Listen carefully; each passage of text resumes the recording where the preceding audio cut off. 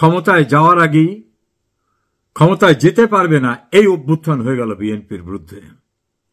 তার চূড়ান্ত আকার ধারণ করল ডাকসু এবং জাকসু নির্বাচনে।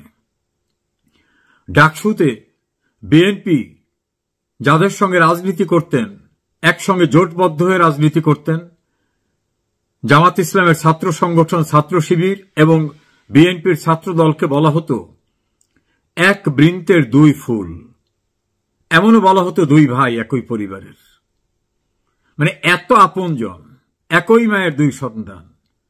এখন সেই অন্য সন্তান বিএনপিকে ফাইনালি সাইজ করে দিয়ে দিয়েছেন। দেউলিয়াপনা কাকে বলে? বিএনপির নেতারা, আমি ইমরান সালে প্রিন্সের একটা বক্তব্য শুনলাম, তিনি বলছেন যে রাজাকারদের বাপদের ফাঁসি দিয়েছিল শেখ হাসিনা, ওরা তাদের সঙ্গে মিশে গেছে, ওরা বেঈমান, ওরা বিশ্বাসঘাতক।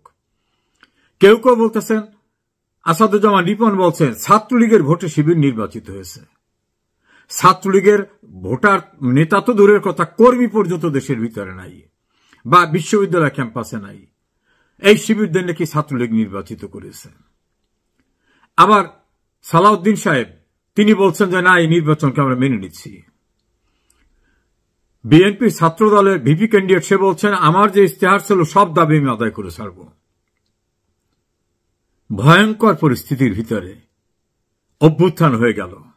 ক্ষমতায় যাবে, শুধু চেয়ারটায় বসতে বাকি, এমন একটি দলকে ক্ষমতায় যেতে পারবে না এমন একটি অভ্যুত্থানের ঘটনা ঘটিয়ে দিল দেশের মানুষ। এবং গুরুত্বপূর্ণ ভূমিকা পালন করল তাদের দীর্ঘদিনের রাখি বন্ধন, হরিহর আত্মা যাদের সঙ্গে, সেই জামাত এবং জামাতের ছাত্র সংগঠন। ফলে শেখ হাসিনাকে সরাবার জন্য অভ্যুত্থান করেছিলেন এই গল্প যারা করতেন, তারা এখন দেখলেন জনরোষের অভ্যুত্থানে সেই অংশের একটি অংশ ইতোমধ্যেই হেরে গেল। দ্বিতীয়টা, অভ্যুত্থানের মালিকানা দাবি করা যারা, NCP, kings party, doctor Mohammad ইউনূসের পার্টি, তাদের খোঁজ খবর পাওয়া যাচ্ছে না। আপনারা জানেন কেউ কোথায় আছে? তাদের একটা ছাত্র সংগঠন আছে, এটার নাম হল বাগসাস, বাংলাদেশ গণতান্ত্রিক ছাত্র সংসদ, এইরকম নামটা। তারা ডাকসুতে নির্বাচন করেছেন। তারা বুক খুলে বলছিলেন শেখ হাসিনাকে উচ্ছেদ করেছি আমরা, জুলাই আগস্ট কেউ করতে পারে নাই, বিএনপি না কেউ না, এটা আমাদের অর্জন, কাজী মানুষ এখন আমাদের দিক তাকিয়ে আছে। এখন তাদের ভোটের ফলাফল খুঁজলাম, নিচের দিক থেকে প্রথম হওয়ার মতো অবস্থায়, আলোচনার ভিতরও নাই। এনসিপির নেতাদের ইন্টারভিউ নিয়েছে সাংবাদিকরা যে কি ব্যাপার, আপনাকে ছাত্র সংগঠনে এই অবস্থা কেন? তারা বলল ওদের আমাদের সঙ্গে কোনো পরামর্শ করে নাই। আবার এই এনসিপি এবং তাদের যে বাকসাস, এখান থেকে প্রায় 200-র অধিক নেতাকর্মী ইতিমধ্যে ত্যাগ করে চলে গেছে। 2 জন সেনা কর্মকর্তাকে যোগ করিয়েছিলেন এনসিপিতে, তারাও চলে গেছে। উমামা ফাতেমা নিজে ক্যান্ডিডেট হয়ে গেছেন। এভাবে এনসিপি নামক যে সংগঠন এবং তাদের যে ছাত্র সংগঠন, যারা জুলাই আগস্ট কথিত আন্দোলনের একক মালিকানা দাবিদার, সেই সন্ত্রাসী কর্মকাণ্ডকে আন্দোলন দাবি করে মালিকানা দাবিদাররা হারিয়ে গেছে, খবর টবর নেই। তাহলে অভ্যুত্থান হয়ে গেল, তারাও হারিয়ে গেলেন। কোথাও কারো শব্দ টের পান? জাহাঙ্গীরনগর বিশ্ববিদ্যালয়ে খোঁজ নিয়েছি, অস্তিত্ব থাকবে না। আমি গ্রাম্য ভাষায় যদি বলি জমানত বাজেয়াপ্ত হয়ে যাওয়ার অবস্থা। ঢাকা বিশ্ববিদ্যালয়তে খবরই নাই, একটা পদও পায়নি, হলেও পায়নি, মূল কেন্দ্রীয় সংসদও পায়নি। জুলাই যোদ্ধা, কি জুলাই যোদ্ধা! দুর্নীতি, স্বজনপ্রীতি, মব সন্ত্রাস করে সারা দেশে আইন শৃঙ্খলা পরিস্থিতি ধ্বংস করে দিয়ে, রাস্তাঘাটে মানুষ পিটিয়ে মেরে এমন পরিস্থিতির সৃষ্টি করেছে যে মানুষ তাদেরও প্রত্যাখ্যান করছে। এখন আর কোথাও যায় না। গোপালগঞ্জে সেনাবাহিনী, র্যাব, বিজিবি, পুলিশ এবং ঢাকায় বসে স্বরাষ্ট্র মন্ত্রণালয়ের মনিটরিং সেন্টারে বসে একেবারে দূরবীন দিয়ে পরিস্থিতি দেখে নির্দেশনা দিয়ে নির্মমভাবে মানুষ খুন করেও সেখান থেকে তাদের ফিরিয়ে আনা যাচ্ছিল না। আর একটা জায়গায় তারা গেছেন, সেখানে কুকুর বাহিনী, যেটা ডগ স্কোয়াড, সোয়াত বাহিনীও নেওয়া হয়েছিল, তারপরে রক্ষা হয়নি। এখন যদি পুলিশ, আর্মি, র্যাব, বিজিবি না থাকে, তাহলে বাংলাদেশের কোথাও তারা যাওয়ার মতো অবস্থা নেই, কারণ জনরোষ এমন জায়গায়। তাদের নেতা লন্ডনে গিয়েছিলেন, হোটেল থেকে নামতে পারেন নাই প্রবাসী বাঙালিদের জনরোষে। তাদের আর এক নেতা আর এক দেশে গিয়েছিলেন, সেখানে এমন অবস্থা হয়েছে যে গভীর রাতে পুলিশ এনে তাকে উদ্ধার করে হোটেল নিতে হয়েছে। তাদের আর এক উপদেষ্টা, তিনি গিয়েছিলেন আর এক দেশে, দৌড়ে এয়ারপোর্টে ঢুকতে হয়েছে। পৃথিবীর কোন দেশ আর নিরাপদ নাই, বাংলাদেশ তো বটেই। তাহলে আমাদের উপসংহার কি? লন্ডন থেকে গিয়ে ক্ষমতায় প্রধানমন্ত্রী চেয়ারে বসবেন জনাব তারেক রহমান। 5 আগস্টের পরে মির্জা ফখরুল ইসলাম আলমগীর এই ঘোষণাটাই দিয়ে দিলেন, অপেক্ষা করেন, খুব শিগগিরই আসতেছে, আপনাদের এই সমাবেশে তিনি বক্তব্য রাখবেন। খবর নাই, 1 বছরের বেশি হয়ে গেছে তিনি যাননি। তিনি হয়তো বুঝতে পেরেছেন পরিস্থিতি কি। আর বুক ফুলিয়ে ঢাকা বিশ্ববিদ্যালয়ের দাম্ভিকতার সঙ্গে চলে কেন্দ্রীয় ছাত্র সংসদ সহ হল সংসদ দখল হয়ে যাচ্ছে, শুধু রেজাল্টটা ঘোষণা করতে বাকি, ফলাফল 0। বিএনপির পরিস্থিতি সারা বাংলাদেশে এইরকম।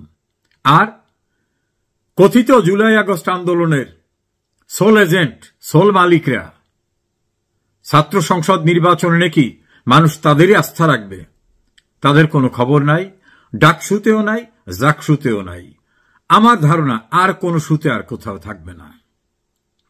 আর দেশের ভিতরে কোথাও এখন আর পুলিশ, আর্মি, বিজিবি, র্যাব সব নিয়েও আর যাওয়া সম্ভব হচ্ছে না। তাহলে এই 2 চ্যাপ্টার ক্লোজ। দাঁড়ালো কি? প্রতিষ্ঠিত হওয়ার আগেই, যাতে প্রতিষ্ঠিত না হতে পারে, অভ্যুত্থানে শেষ। ওই সম্পাদক আমাকে বললেন, দুধকে যখন জাল দেওয়া হয় উতলে ওঠে, তখন অনেকের ধারণা, আরে এত দুধ রাখবো কোথায়, আগুনটা যখন একটু নিভে যাওয়ার মতো অবস্থা হয় তখন দেখে উপচে পড়ে হাড়ির নিচে তলানিতে আর নাই। এই হঠাৎ করে সন্ত্রাস করে, মফস্বরে সন্ত্রাস করে, মানুষ খুন করে, আইন শৃঙ্খলা পরিস্থিতি ধ্বংস করে, প্রশাসনকে ব্যবহার করে উত্থান দেখানো যায়।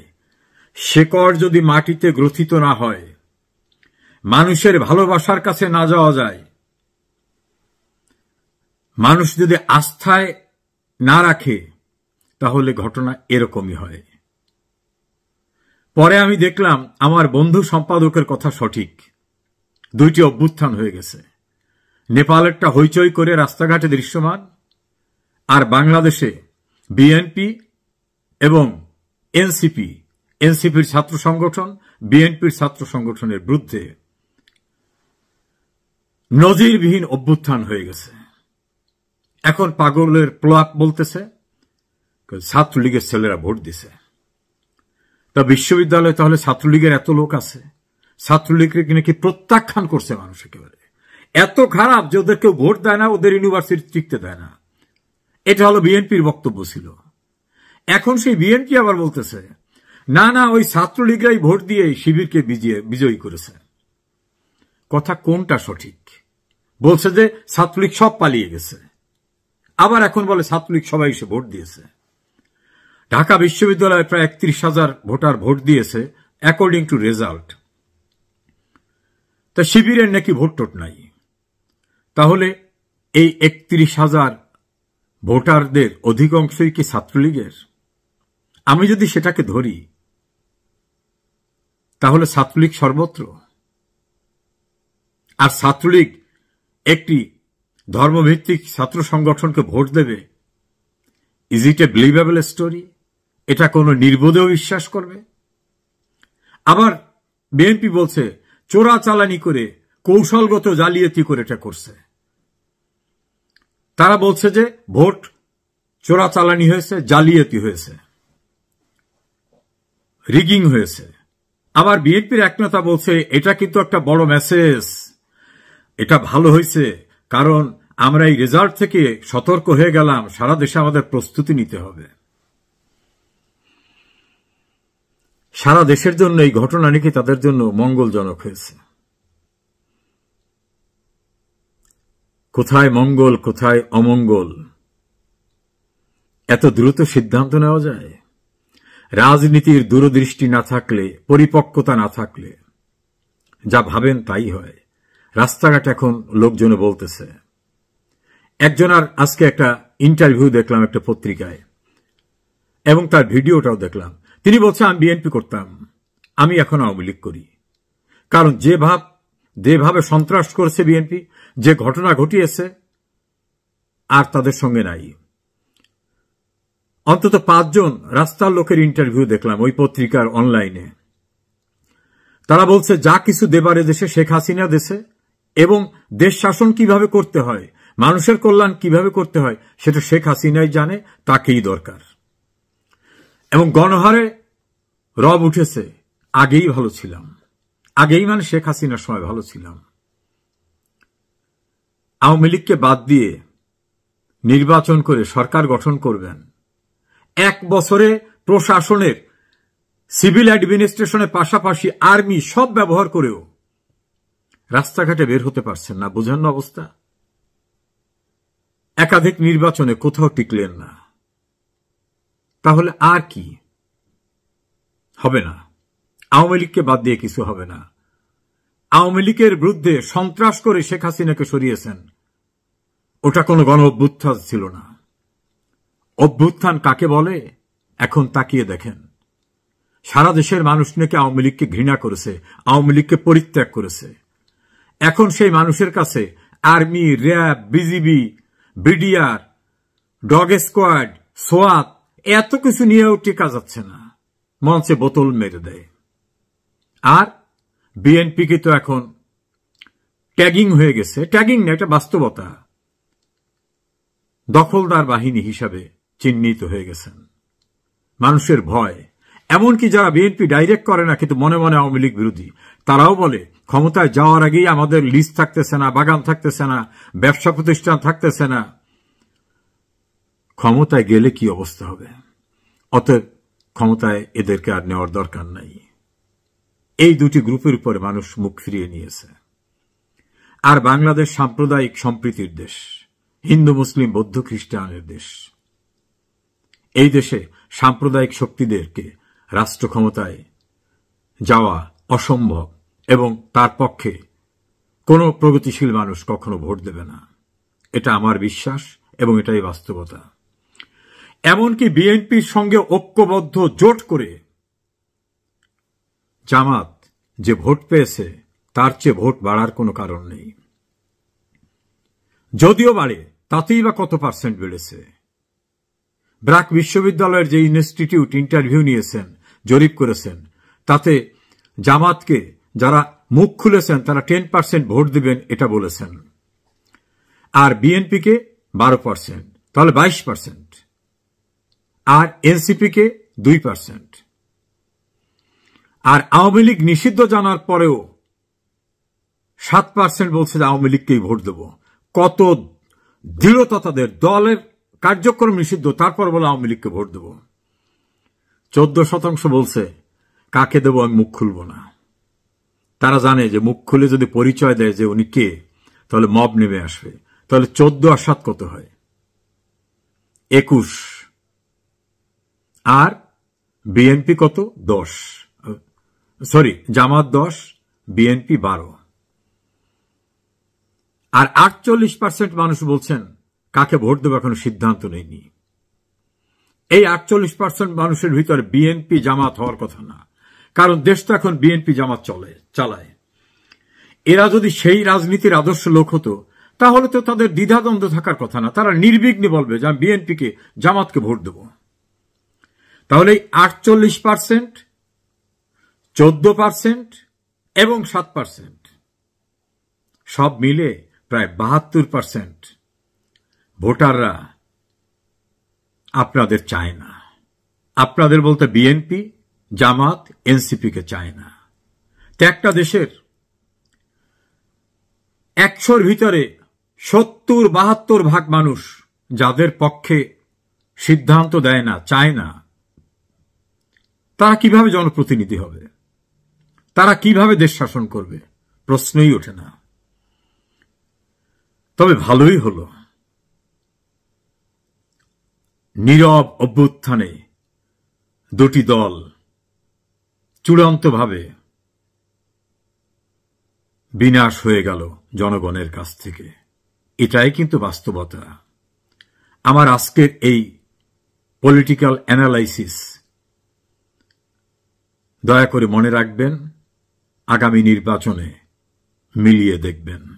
আমি ভবিষ্যৎ জানতা নই, কিন্তু রাজনীতির পথপরিক্রমায় একজন ক্ষুদ্র কর্মী হিসাবে স্কুল ছাত্র জীবন থেকে শুরু করে অনেক অধ্যায় দেখেছি। সামরিক শাসকদের শাসন দেখেছি, এরশাদের স্বৈর শাসন দেখেছি, আওয়ামী লীগের রাজনীতির সঙ্গে থাকায় সেটাও দেখেছি। আমার এই অ্যানালাইসিস, আমার বিশ্বাস প্রতিফলিত হবে।